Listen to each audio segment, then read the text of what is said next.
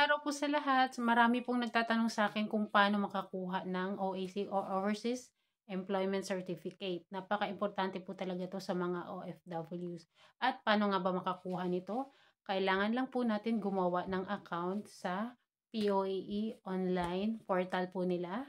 Yung balik manggagawa po. At pipindutin po natin acquire OAC at kailangan lang po natin i-send through online yung mga documents na required sa atin ay POAE.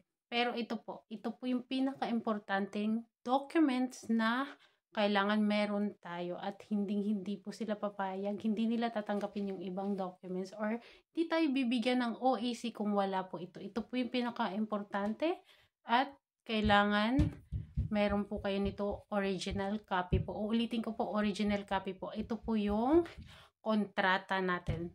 Verified contract na nanggagaling pa sa bansa kung saan po tayo magtatrabaho. Yung nakalagay po sa ating working visa. So, kung sa Canada po tayo, kagaya sa akin sa Canada, yung employer ko po ang kumuha nito. Yung contract po sa employer ko galing, dinala po nila sa Polo Office. Kung wala pong Polo Office, pwede nyo pong tanungin kung pwede sa Philippine Embassy. Kasi nangyari kasi sa akin, natagalan po ako kasi ang akala ko po wala pong Polo Office dito sa Toronto. Kaya pumunta yung employer ko sa Philippine Embassy.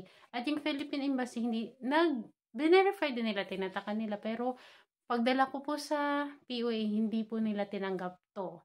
So, kumuha na naman kami ulit at pumunta po kami sa Polo Office ko. Kailangan nyo pong i-search at kailangan nyo po talaga makipag-communicate sa employer nyo. At pag sinabi po nila na scanned copy lang isi-send nila sa'yo, wag na wag po kayong papayag kasi kailangan po talaga yung original copy. Ulitin ko po, verified contract po from your employer.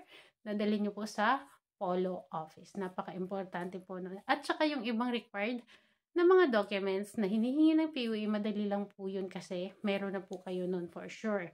Kagaya ng working visa, medical, at yung mga ibang documents na palagi namang meron na tayo nun as mga nag-a-apply na OFW. So, ganun lang po kadali. Huwag po kayo mai-stress kung saan kukuha kung ganyan. Basta may communication lang po kayo sa employer ninyo at palagi nyo pong i-check yung POA account nyo po. Kasi po, doon po nag-update. Hindi po yan sila tatawagan or kahit po pumunta po kayo doon ng personal or mag-walk-in po kayo, hindi po nila tatanggapin yun or hindi kayo mai-entertain kasi ang kailangan po yung kung ano yung nakaschedule doon sa appointment ninyo. Yun po yung importante. So, yun lang po. Kung may mga tanong po kayo, pwede po kayong magtanong dyan sa baba. At masasagot ko po kayo pag hindi po tayo ganun ka-busy.